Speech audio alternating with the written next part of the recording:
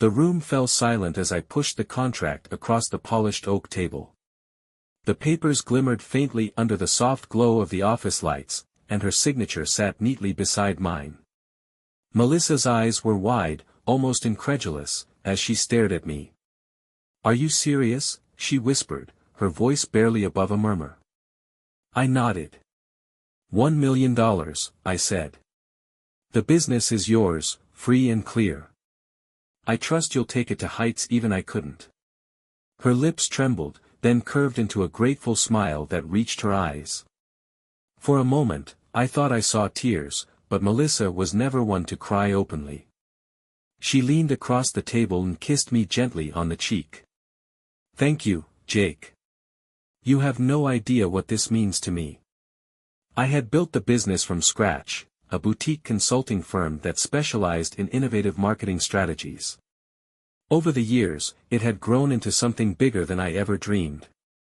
But it came at a cost: countless late nights, missed anniversaries, and a growing distance between us.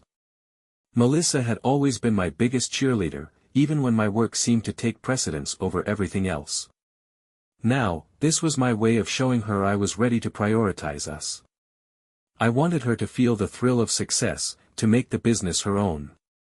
I thought it would be a turning point in our marriage, a way to rekindle what we had lost. I was wrong. Melissa threw herself into the business with a fervor that left me both proud and slightly envious. I watched as she brought fresh energy into the company, revamping marketing campaigns, restructuring teams, and even signing deals with clients I'd struggled to land. Her confidence grew with each passing day, and so did the way she carried herself. She was vibrant, glowing, and more alive than I'd seen her in years. I told myself that this was good for us. Seeing her flourish made all the long nights and sacrifices feel worthwhile. But there was a part of me, a small, nagging voice I tried to ignore, that felt left behind. She was at the office late, attending industry events, and traveling to conferences. We'd traded places, and now I was the one waiting up, watching the clock tick past midnight. One evening, she came home later than usual, her cheeks flushed and her laughter bubbling as she recounted a particularly successful pitch meeting. I listened, smiling in all the right places, but my mind wandered. "Who else was there?"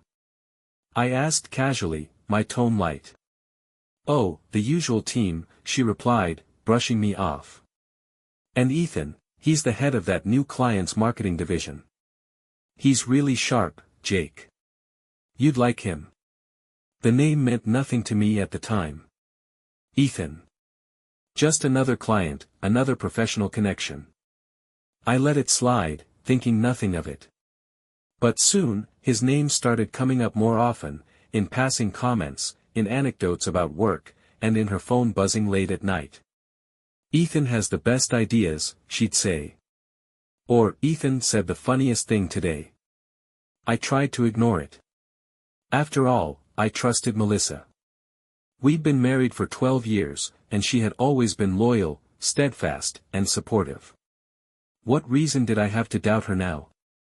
But doubt has a way of creeping in, subtle and insidious, like a draft under a locked door. And soon, I couldn't shake the feeling that something was different. I decided to dismiss my growing unease as paranoia. After all, I'd always been the one preoccupied with work, leaving her to pick up the slack at home. Wasn't this what I wanted? For Melissa to thrive, to feel fulfilled. I convinced myself I was overthinking, that I should be proud of her success and not let my insecurities get in the way. But small things started piling up. She began guarding her phone more closely, turning it face down on the table during dinner. Her laughter, once spontaneous, seemed rehearsed when she shared stories from work. And her time at home grew shorter and shorter. One Saturday evening, she announced she had to leave for an impromptu client dinner.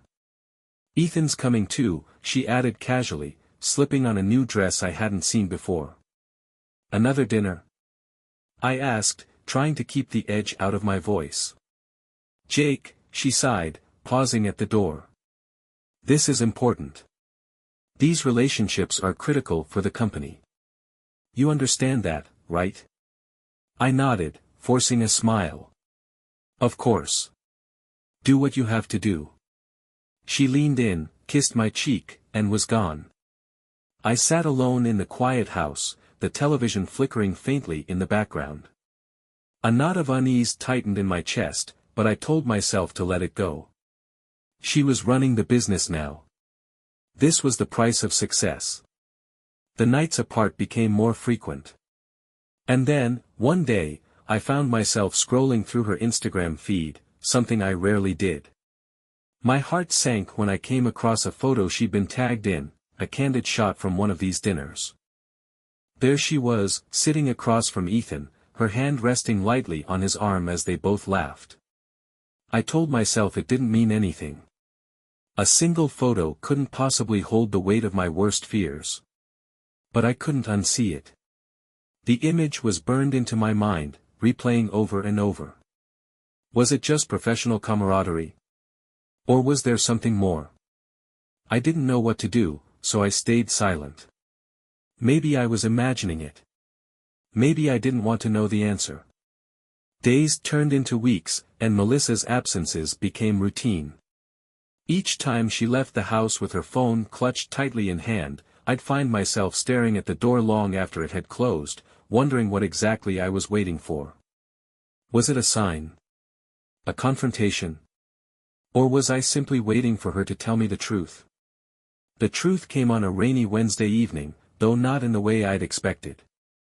I had returned home earlier than usual, drenched from the downpour and carrying takeout in a half-hearted attempt to spend the evening together. Melissa wasn't in the living room where she usually worked, nor in the kitchen.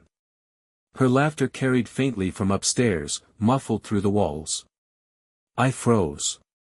It wasn't just the sound of her laughter, but the warmth in her voice that caught me off guard, the kind of warmth I hadn't heard directed at me in months. My feet moved before my brain could catch up, carrying me up the stairs. Her office door was slightly ajar, and as I approached, I could make out her words. "Ethan, stop," she said, giggling. "You're going to get me in trouble."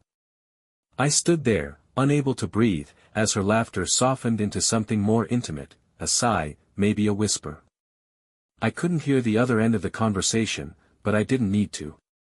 Every detail, every suspicion I'd tried to push aside, came crashing into focus. I knocked on the doorframe, and the sound startled her. Melissa spun around, her phone clutched to her chest, her eyes wide with guilt. "Oh, Jake," she said, her voice tight. "You're home early. Who were you talking to?" I asked, though I already knew the answer. She hesitated, her lips parting as if to say something, but the truth was already written across her face. "It's just work," she said finally, brushing a strand of hair from her face. "You know how things are right now, busy." Her lie stung more than I expected. I set the takeout bag on the desk, my eyes never leaving hers. "Work?" I repeated, my voice calm. "Does work always make you laugh like that?" Melissa's mouth opened, then closed, and for the first time in years, I saw her falter. "Jake, you're overreacting," she said, turning back to her desk and placing her phone down with deliberate care. "It's nothing." The coldness in her tone sent a chill through me. "Nothing," I echoed, stepping closer. "If it's nothing, then let me see your phone." She stiffened, her hand darting toward the phone, but I was faster.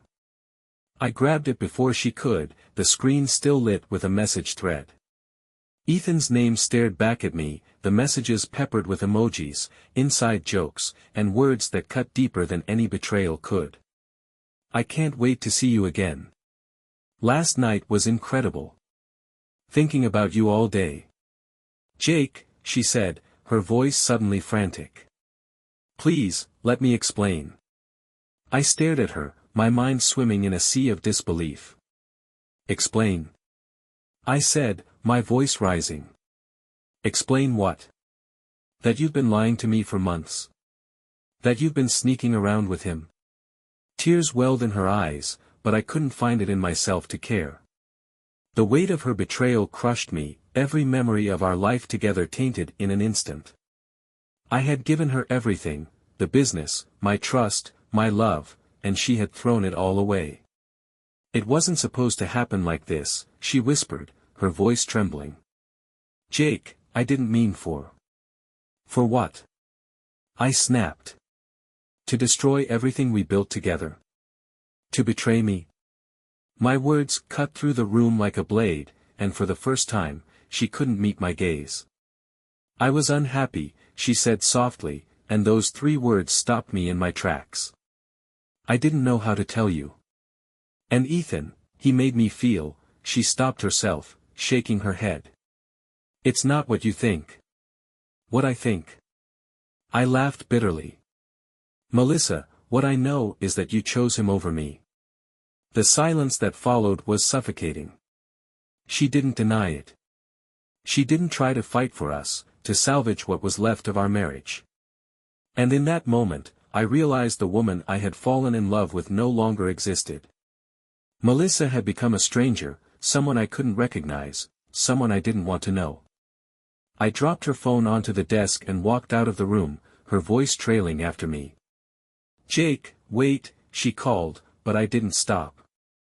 The rain was still falling as I stepped outside, the cold drops soaking through my clothes, but I didn't care. I needed air. I needed space. I needed to figure out how to survive the wreckage of a life I no longer understood. The next morning, I woke to an empty bed. The side where Melissa usually slept was cold, the sheets untouched. I half expected her to be downstairs with coffee in hand, waiting to explain herself, to offer some feeble excuse for her betrayal. But the house was silent, save for the faint hum of the refrigerator. I wandered through the house, my footsteps echoing in the stillness. Her things were still here, her coat hung by the door, her shoes neatly lined up in the hallway. But something felt off. As if she had already started to pull away, one invisible thread at a time. By mid-afternoon, I decided I couldn't sit in the house any longer. I needed answers, closure, something to make sense of the chaos she had left in her wake. I grabbed my keys and drove to the office, hoping to find her there. But when I arrived, her assistant looked at me with wide eyes. Melissa left earlier, she said, her voice hesitant. She said she had a personal matter to attend to. Did she say where she was going? I asked, though I already knew the answer. Of course, she hadn't. Melissa was careful, calculated, always one step ahead. I stood in the lobby for a long time, staring out at the rain-soaked street. A part of me wanted to march back to my car, track her down, and demand the truth. But another part, the part that was tired, heartbroken, and unsure, told me to walk away. When I returned home that evening, Melissa was sitting at the kitchen table, her head bowed, her hands clasped tightly in front of her. She looked up when I walked in, her eyes red-rimmed and swollen. Jake, she said softly, her voice breaking. We need to talk. I dropped my keys on the counter and leaned against the doorway. Go ahead, I said, crossing my arms. I'm listening. She took a deep breath, as if steeling herself for what was to come. I'm sorry, she began. For everything. For lying to you, for hurting you. I never wanted this to happen. Then why did it? I asked, my voice steady but cold. You had a choice, Melissa. You chose him. Tears spilled down her cheeks, but I couldn't bring myself to feel sympathy. I was lost, she said. The business, the pressure, everything, it changed me. And Ethan, he made me feel alive again, like I wasn't invisible. Invisible? I repeated, my anger flaring. I gave you everything, Melissa. The business, my time, my love. And you're telling me you felt invisible? She nodded, her shoulders shaking. I know it doesn't make sense. I know I've ruined everything. But I need you to understand. I didn't plan this. It just happened. I shook my head, the weight of her words pressing down on me. It didn't just happen, I said. You made choices. You lied, you cheated, and now you want me to understand. Melissa stood, her chair scraping against the floor. I want to fix this, Jake, she said, her voice desperate. I want to make things right. And how do you plan to do that? I asked. Erase everything that's happened. Pretend like I didn't see the messages, hear your conversations. She hesitated, and in that moment, I knew she didn't have an answer. Melissa always had a plan, but now, she was as lost as I was. I think you should go, I said finally, my voice trembling. Take some time. Figure out what you want. Because I can't do this anymore. Her face crumpled, and for a brief moment, I saw the woman I had fallen in love with, the woman who had once been my partner, my confidant, my everything. She nodded, wiping her tears as she grabbed her coat and purse. I'm sorry, she whispered again before walking out the door.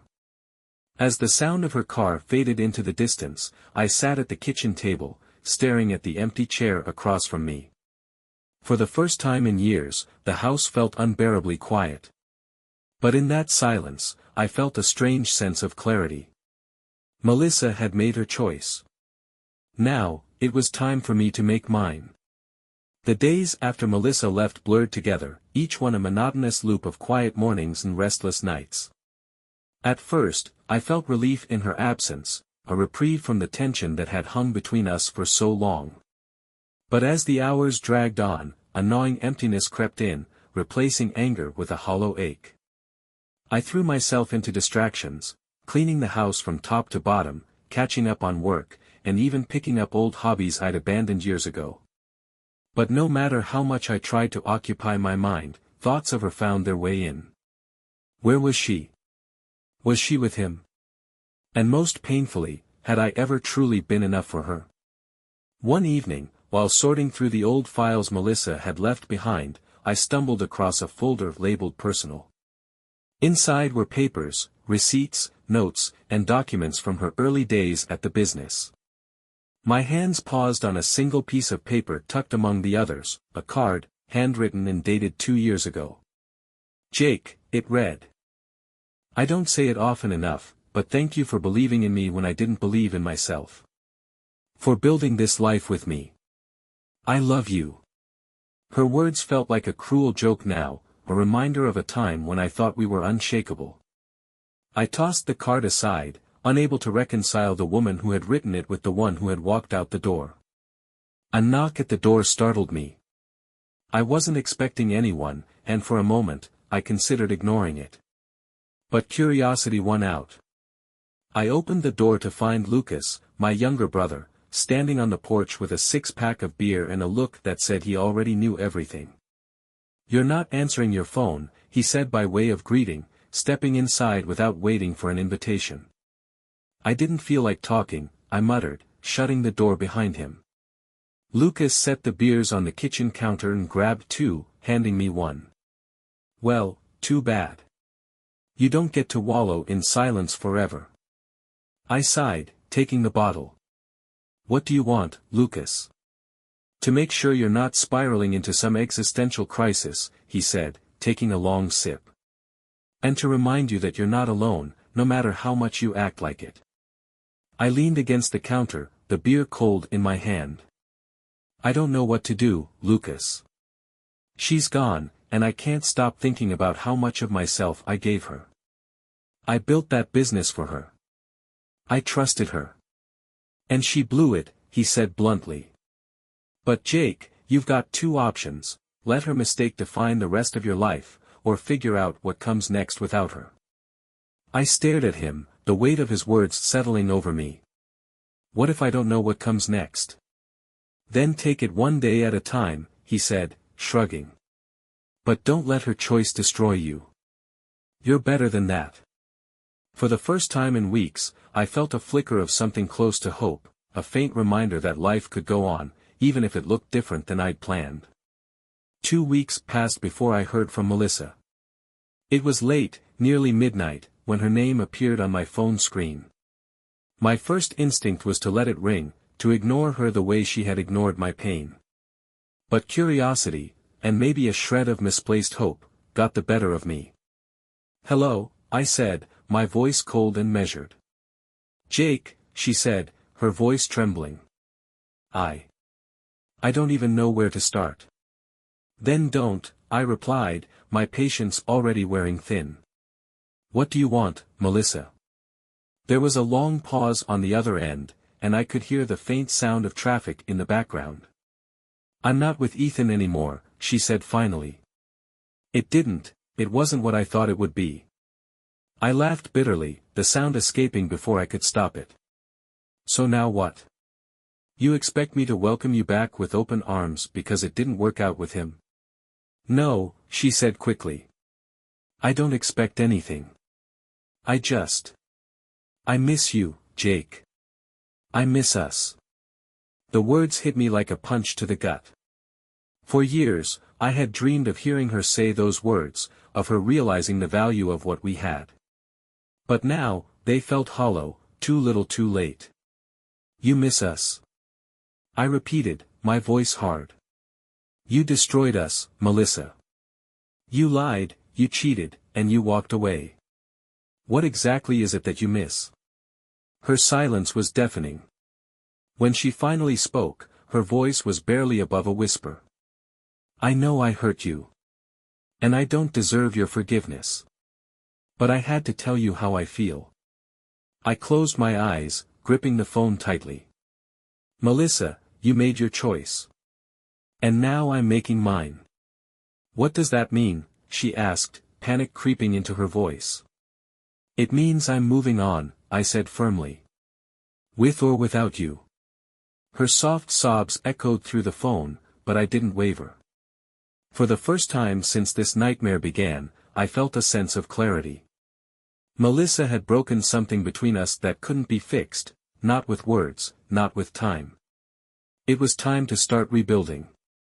Not for her, not for us, but for me. After that call, something shifted in me. For weeks, I had clung to the hope that Melissa might come back, that we could somehow patch together the life we had before. But her words confirmed what I had been too afraid to admit: we were beyond repair. I spent the next few days clearing out the remnants of her presence in the house. Her clothes, her books, even the coffee mug she favored in the mornings, all of it went into boxes. I didn't throw them away, though. I packed them carefully, as if handling fragile memories, and left them in the garage. Part of me still couldn't bring myself to erase her completely. Work became my anchor. The consulting firm, though no longer mine, was still a part of my life. I had started a smaller business of my own, nothing flashy, just enough to keep me busy and remind me of what I was capable of. Every client, every project, was a step away from the pain and towards something new. Lucas kept checking in, dropping by unannounced with takeout or dragging me out to shoot pool. He was relentless, but I appreciated it more than I let on. One evening, as we sat at a bar nursing beers, he leaned back and said, "You know, you should think about getting back out there." "Back where?" I asked, raising an eyebrow. "Dating," he said, grinning. "You're a free man now. Plenty of fish in the sea and all that." I shook my head, laughing. "I'm not ready for that, Lucas." "You don't have to be ready," he replied. "Just don't shut yourself off. You might be surprised." I dismissed the idea, but his words lingered. Could I ever open myself up to someone else again? The thought felt impossible, yet strangely tantalizing. A month later, I received a call from Rachel, a former colleague from my old firm. "Jake," she said warmly, "I heard about what happened. I'm so sorry." "Thanks, Rachel," I said, surprised by her sympathy. "It's been a lot." "Well," she continued, "I know you're probably not in the mood for a reunion, but there's a networking event next week. A lot of us will be there. It might be good for you to get out." I almost declined, but something stopped me. Maybe Lucas was right. Maybe it was time to stop hiding and start living again. "All right," I said finally. I'll be there. The event was held at a downtown hotel, the kind of swanky venue I used to frequent during the height of my career. Walking in felt strange, like stepping back into a life I had left behind. But as I mingled with old colleagues and new faces, I found myself relaxing. The conversations were easy, the atmosphere warm. It was the first time in months that I felt normal. Toward the end of the evening, as I was about to leave, a woman approached me. She was striking, with dark curls framing her face and an easy smile. "Jake, right?" she said, holding out her hand. "I'm Claire." "Nice to meet you, Claire," I said, shaking her hand. "Do we know each other?" "No," she admitted, laughing lightly. "But Rachel mentioned you might be here. She said you're one of the best in the business." I raised an eyebrow. "Rachel's too kind. And possibly exaggerating." Claire smiled. "I doubt that.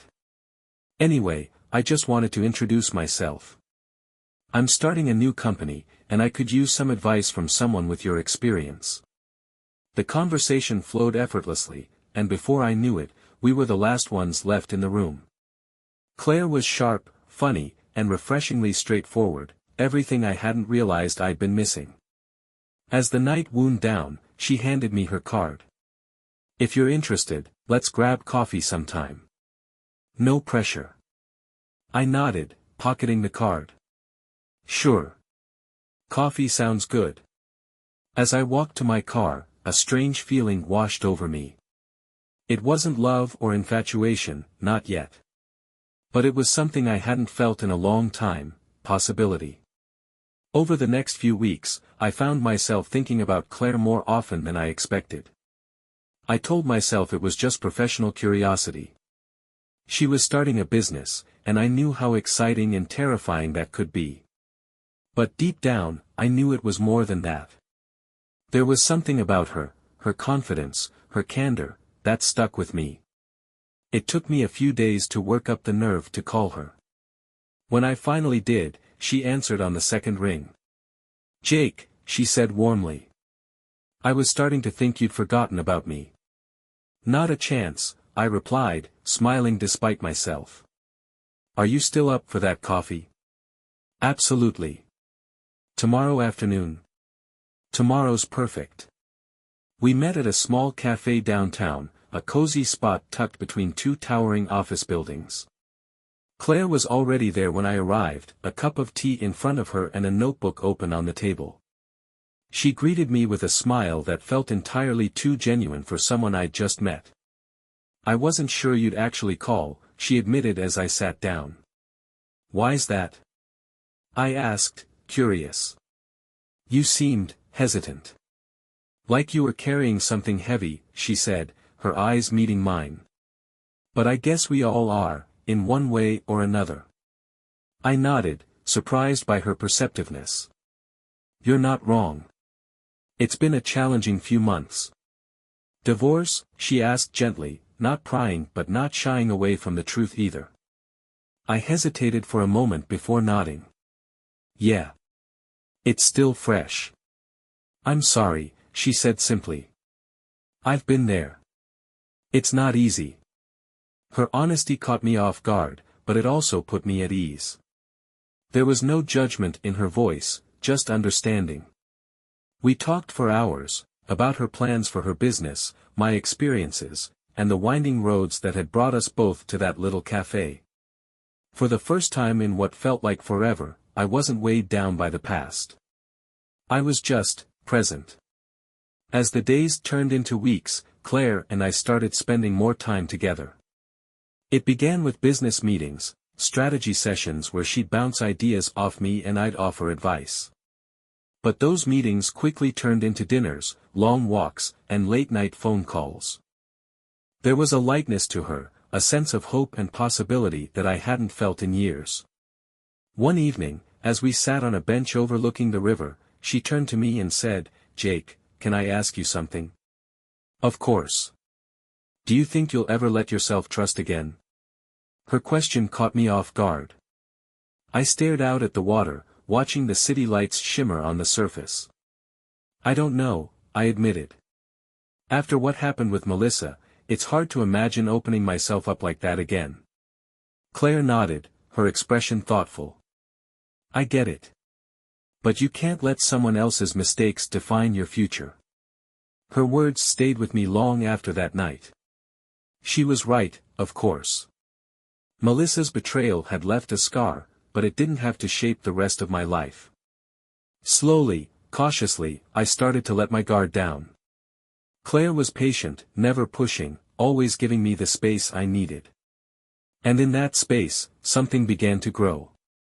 One evening, months later, I found myself standing in the kitchen, cooking dinner for two. Claire was sitting at the counter, sipping a glass of wine and teasing me about my questionable knife skills. "You're going to lose a finger if you keep cutting like that," she said, laughing. "I'm a man of many talents," I replied, grinning. "Unfortunately, cooking isn't one of them." She shook her head, still laughing, and for a moment, I just watched her. She was radiant, her smile lighting up the room in a way that felt both familiar and new. I realized then how much my life had changed since she walked into it. The wounds Melissa had left behind were still there, but they no longer felt like gaping holes. They were healing, little by little, with every laugh, every conversation, every shared moment. As we sat down to eat, I raised my glass. "To new beginnings," I said. Claire clinked her glass against mine, her eyes shining. "To letting go," she said softly. And for the first time in years, I felt like I was truly free.